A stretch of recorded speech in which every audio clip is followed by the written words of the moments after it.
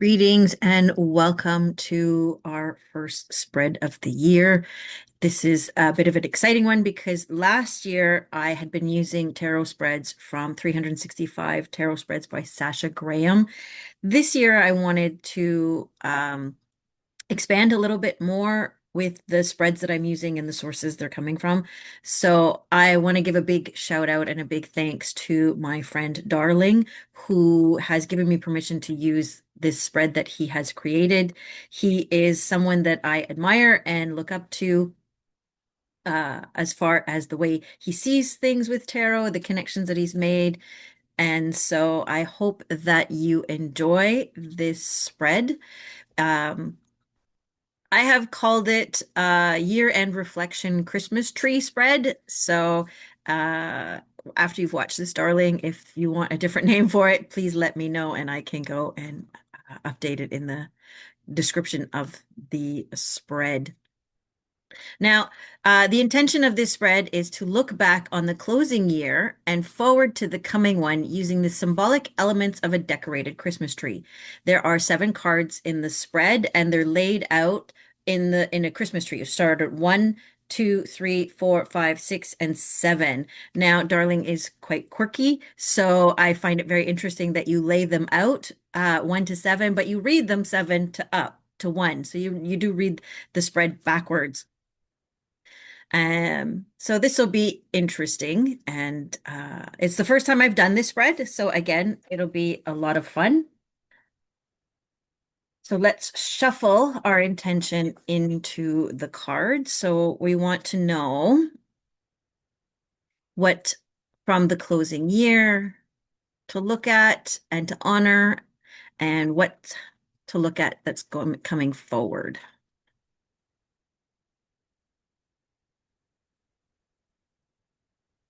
Take that out. I have some sneaky cards. All right.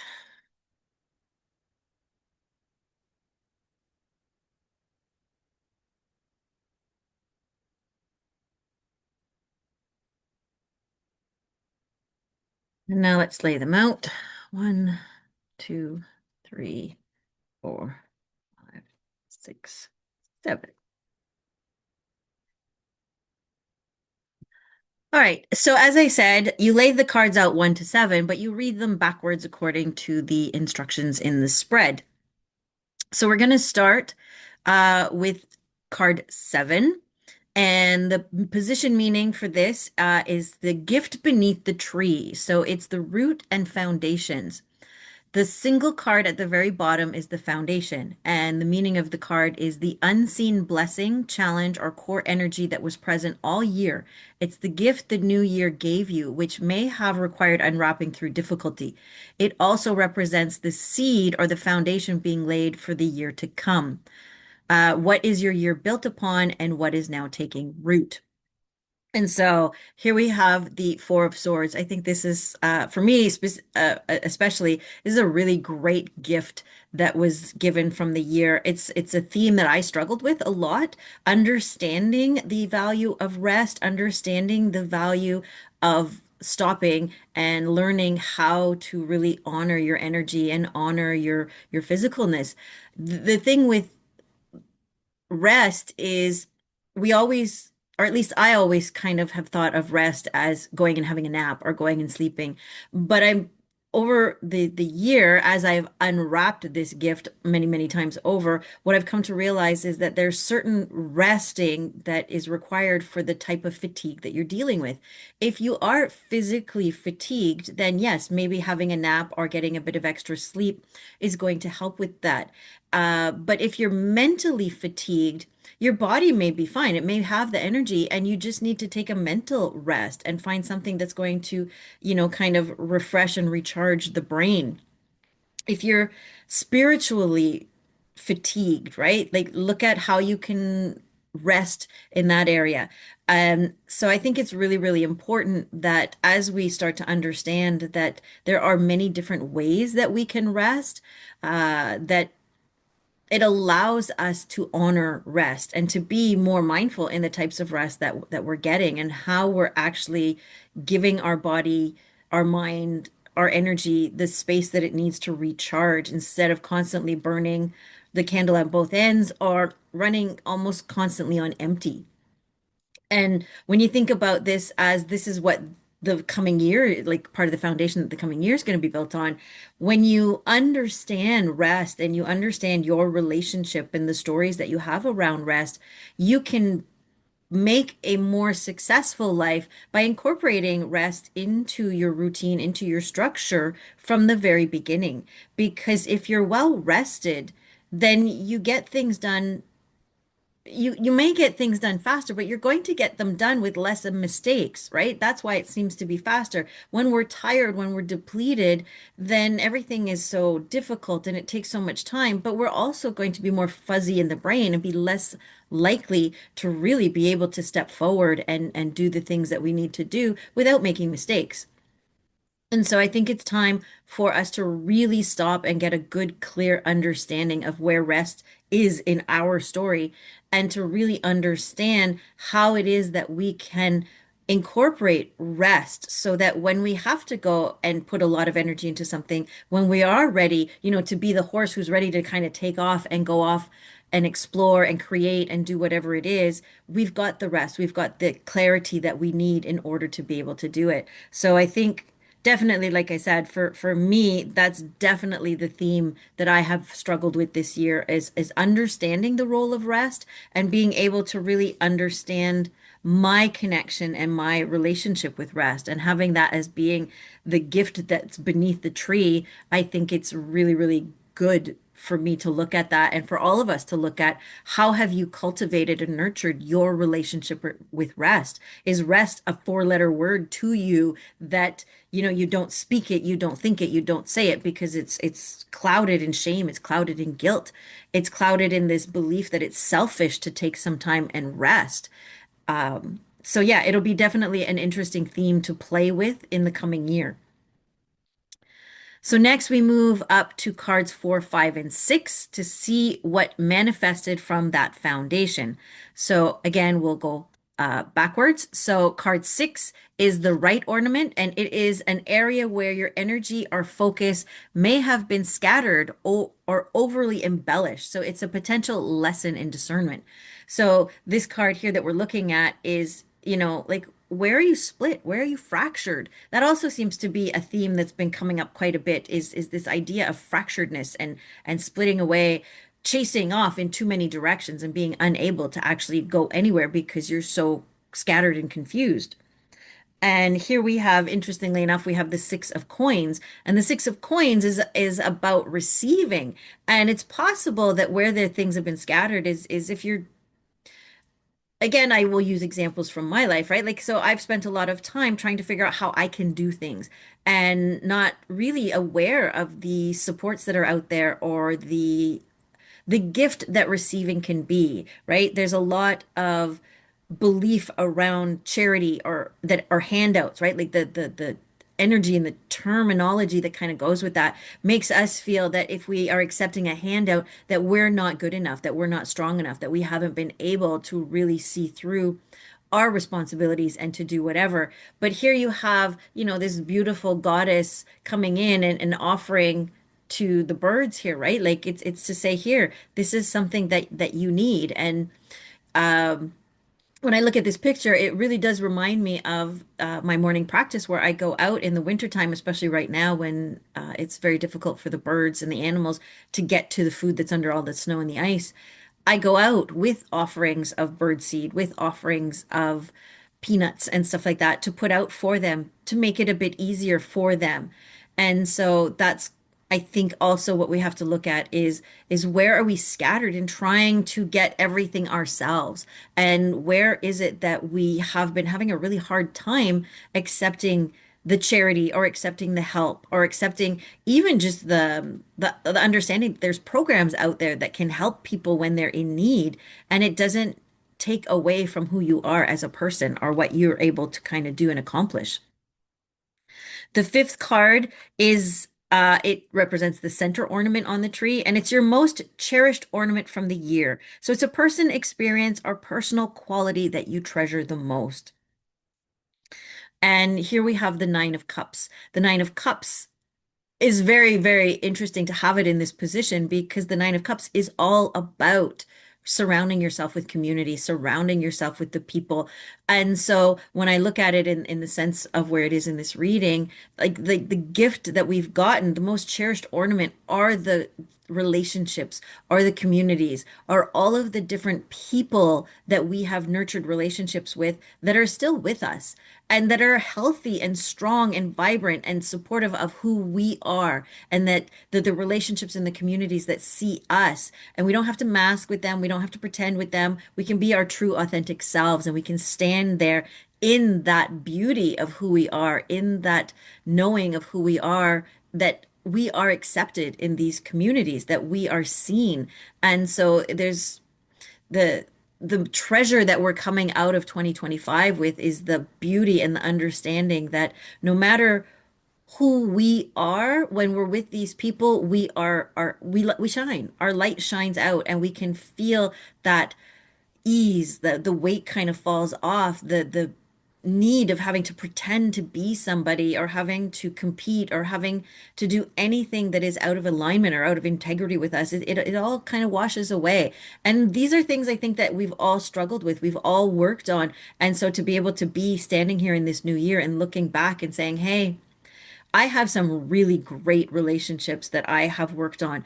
There's a lot of people that have left my life. There's a lot of communities that I've left, but where I am now, I can say that I have curated these communities, I've curated these groups, I've curated everything that's involved with all of this, and it really feels good, and it's definitely, the treasure that you want to take with you.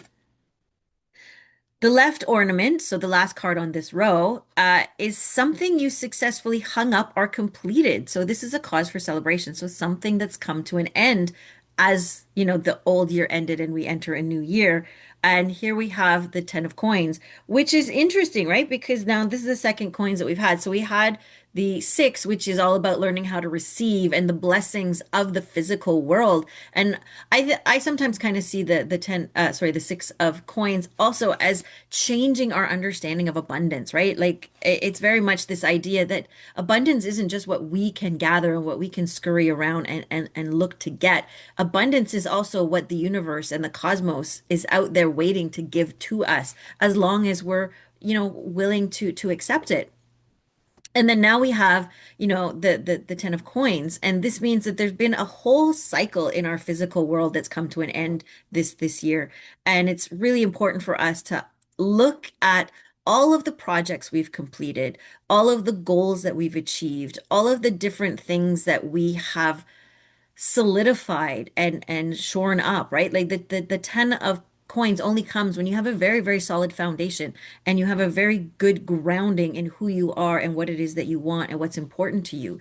And so having this be the completion, it's really good to see that a lot of the hard work that we've put in this year, and this is like the physical hard work, the re work in the reality of the 3D world that we've put in to our world, it a lot of that struggle, a lot of that strife, a lot of that not really knowing what to do or where to go, that's all done, right? We've put in the work this past year and we've got a lot of clarity. We've built a lot of bridges. We've shorn up the foundation. And now we're able to really just kind of sit back and relax in what we've built and just enjoy the prosperity and enjoy the abundance that is around us. Because, between getting enough rest, learning how to accept and understand our connection with abundance, and having communities that are fully supporting us, then we have moved beyond the fear and worry, and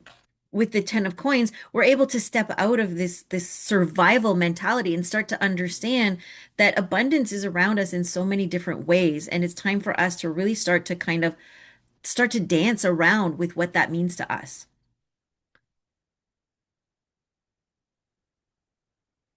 Next, we move up, and now we're going to look at cards two and three, which is the twinkling lights of the upper branches. These are the insights and the energies that have illuminated our path over the year. And so we'll start with card three, which is the right light. And this is a new spark of inspiration or awareness that is now guiding us forward. And this is the energy of the new year, the Knight of Coins. And interesting, right? So we've got three coins so far that have come up between, letting go of the old and moving into the new.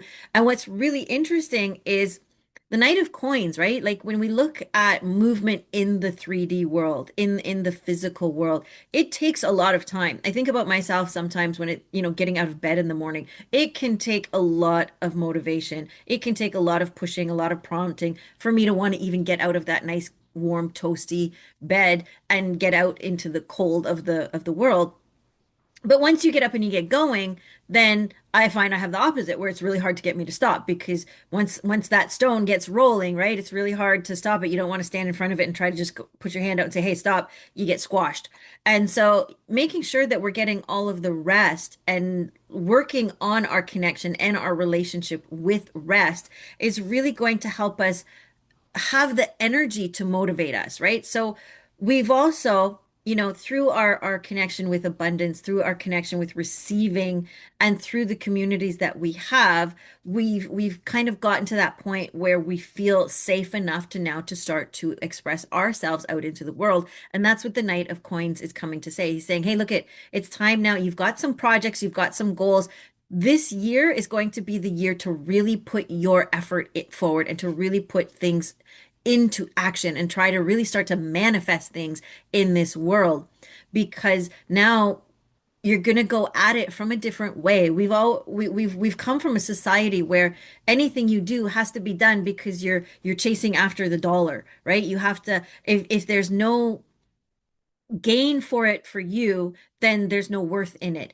And we're now looking to see that, you know what, this sense of self-care, this sense of well-being, this new sense of understanding of abundance, right? That's what we're chasing. That's what we're striving, and that's what we're trying to create with the actions that we're taking with the Knight of Coins this year. And the second one is the left lights, which is key lessons or realizations you gained from the past year and from your experiences. And here we have the King of Swords. And the King of Swords has really, like, I feel that one of the biggest things that we've come from 2025 with is this really big understanding of how important it is for us to have the strength and the courage to speak our truth, to speak clearly, to cut away the relationships that are not supporting us, to really align with our ethics and our integrity, and to spend our time really getting clear on our values, on what it is that we're willing to fight for, right? The kings are the protectors of everything, right? Like they can reach out to people, they can guide the troops. They're the ones that control everything. They're the ones that understand where their territory lies and what their domain lies. And when we look at the King of Swords, his territory and his domain is all that of contracts. It's all that of communication. It's also the area of not intuition, sorry, but inspiration, right? It's I like the idea of the eureka, right? Like the sudden light bulb going off in the head and getting these big ideas and understanding. And he's got like the eagle on here with him. And so the eagle has this ability to go really, really high up in the sky and get this big overview, but can zero in on their target from very, very far away. The King of Swords is coming in to say that's what you've been working on. You've been looking at how to hone your vision, how to hone your understanding of the collective, how to understand communication. And communication is always two ways, right? Like there's the communication of are you saying what you want to say and is it clear and are people understanding? And then listening for the feedback, listening to what's going on so that, if you say something and sitting there going, do you understand what I'm saying? And taking the time to actually listen to what's coming back. Too often we say what we say and think, well, they just understand because it makes sense in my head. And I know this has definitely been a path I've been on this year again, because I've had to really get clear with the fact that I'm not clear. And so to be able to have the opportunity to have conversations with people and get feedback and really sit and listen so that I understand what they're hearing me say, and that a lot of times can really gain a lot of clarity. And I think that, you know, when we're looking at the King of Swords and we're looking at like a lot of the strife, a lot of the chaos, a lot of the craziness that's going on in the world, a lot of it is coming from misunderstandings and miscommunications. And unfortunately, the swords, they do kind of get a bad rep because the swords are also about conflict. And so the King of Swords is the one, he is the mediator that is meant to come in and say, let's take a breath. Let's get calm. Let's find a different way and we'll take it back. We'll look at the big perspective so that we can zoom in on where that problem is from the bigger perspective. And it's all about clearing out the biases, clearing out the conditioning, clearing out the fear and all of the things that make us react versus make us sit and have proactive ways of dealing with the situation. And then finally, we're going to go to the first card, which is the guiding light. And it provides the overarching theme and direction. And so the guiding light at the top of the tree is the meaning is the overarching theme, the spiritual lesson, or highest aspiration that guides your entire journey. So this is the essence of your year's story and the light you are meant to follow. So here it is I would like to think of this as like the liminal space, right? So it's everything we've worked for has brought us to this point, and this point is what's going to guide us forward. So here we have a beautiful opening and invitation. We have the Page of Cups. And so just looking back quickly, so this is the second cup that we had because we did have the Nine of Cups, which brought us all into community. And this has been invitations. And this has been invitations that are key because they're like, listen to your intuition, right? And listen to where you're being guided. A lot of times, the problems that we have, especially when we look at like the problems with conflict or the problems with self-care or the problems with, abundance and getting out of survival mode and being able to be confident and strong in who we are in the world comes from, you know, learning to trust our intuition. The Page of Cups comes with this new innocence, this new understanding that when we learn to trust our intuition, when we learn to trust our guide, when we co-create with the universe and we get into our flow and we're creating from the heart, that the invitations that come and the communities that come and the possibilities that come are transformational. The cups are all, to me, about emotional well-being and understanding and learning how to use the power of our emotions to create a world from a place that's outside of language. I think that the abstractness of water is something that is truly inspirational and can really allow us to be something different than what we have been. And so the invitation of the Page of Cups is coming in and saying, hey, look it, it's really time to reconnect with that inner child inside of you. It's really time to start to be again back in the heart, back in the soul, and look for the opportunities to be with people that are seeking the same thing, that are looking to be the same kind of adventurer, explorer, but in the emotional realm, in the spiritual realm. We need to bring life back. The Page of Cups is also an invitation for purification. There's a lot of illness. There's a lot of um, different ailments, and even just trying to think of how to put it, even just a lot of dirtiness, right? That's not the way I wanted to put it, right? So we need to be purified. We need to be cleansed and we need to wash away like these miasmas and allow our energy system and our body to get back to more homeostasis because, when you think about it, like we are very much water beings, and if our relationship with water is out of alignment, if our relationship with spirituality is out of alignment, then we have a very dead life. And so we want to go from being that stagnant, smelly, stinky, boggy kind of mosquito infested place into this beautiful crystal clarity of the water that runs through the natural filters of the world and that feeds the world. And you know, we want to be able to transmute from the bogginess into the crystal purity, clarity that we can have. And the only way we can do that is to reconnect with our inner beauty, our inner innocence, and to make our lives like to reconnect with our spirituality and our intuition, but in a way that brings it to life, right? When you look at a lot of spiritual practices, they're dead, you know, like you have people, and it doesn't matter which community you're looking at. Like there's a lot of just dead spirituality out there where it's like, here's a ritual, so I'm going to follow this ritual. Here's a synagogue, so I'm going to go and do this. There are people out there that are so alive with their spirituality that it's beautiful, but a lot of people are disconnected and it's become a drudgery. It's become a rote. It's become again like self-care and all of these other things that are out there. It becomes just something that it's on a to-do list to tick off. Did I go to church? Yes. Psh, there. Okay. Did I do a moon ritual? Yes, I did. Did I do my prayers, right? Like, but what this is inviting us back into is it's inviting us back into really, really connect with our heart and our soul and all of the hearts and souls of everything and everyone around us. And I think that that's beautiful because there definitely has been a bit of a push in the past little while to get back to communities, to get back to authenticity, to wash ourselves clean of all the dirt that has been gathered up. And I'm gonna end with this additional card because it actually was flipped in the deck. And here we have another page.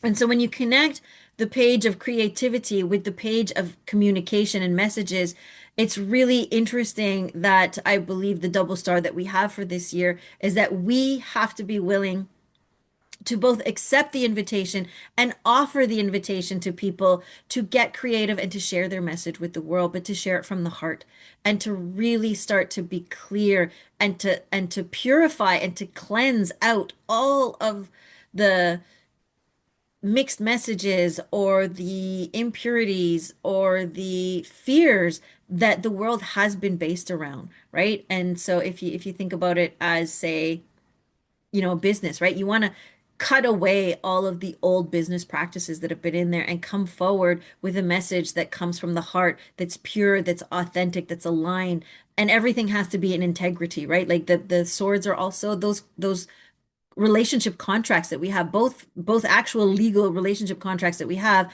and those that are of the like the soul contracts. And it's really time for these two to come forward and level up, their game and come back into the world in the frequency that they are best serving us. And so that we can best serve the world from these places.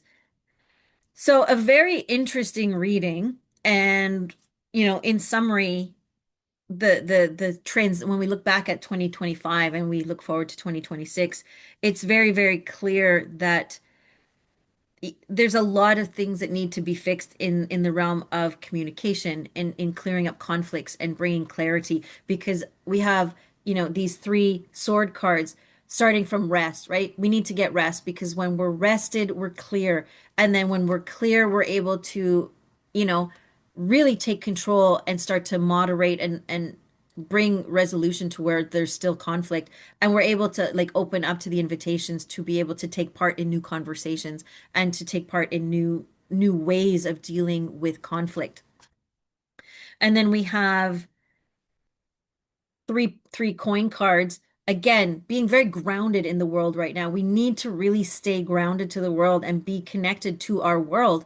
And when you look at, we've got 6, 10, and the knights all above the 5, right? Like the things that we're doing in the world is really, really important. We need to be taking action in our world. Our world is calling for us. Our world is needing us. And so it's really important that we take that forward and that we're looking at the communities and the things that we're creating and getting out in the world, right? Like these are the things that are really, really going to be important.